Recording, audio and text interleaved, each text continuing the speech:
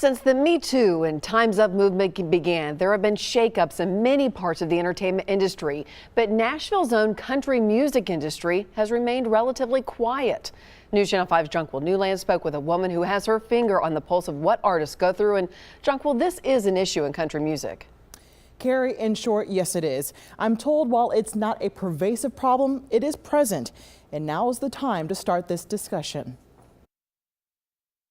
A 10-page article published in Rolling Stone Country this week outlines a country music environment riddled with allegations and inappropriate behavior. Past clients, it's been an issue, and we've had to think about how do we separate people in the team that don't act appropriately. Stephanie Taylor legally represents several artists.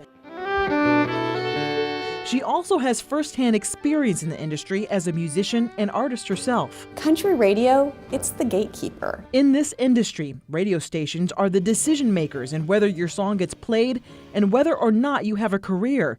Over time, it's cultivated an environment where, according to this article, young and budding artists could be taken advantage of. There are wonderful men and women at radio who do wonderful things.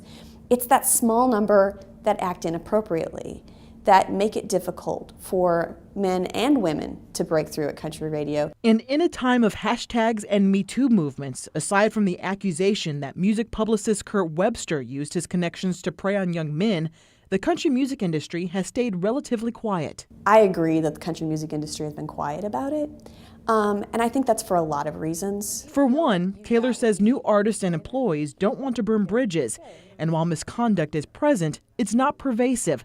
Also, the country music industry is very tight-knit. I think there are a lot of people in positions in the country music industry right now asking themselves, should we clean house? Discussion surrounding inappropriate behavior is just starting, but Taylor says don't be surprised if you don't hear about it. And I think the changes will happen, but quietly.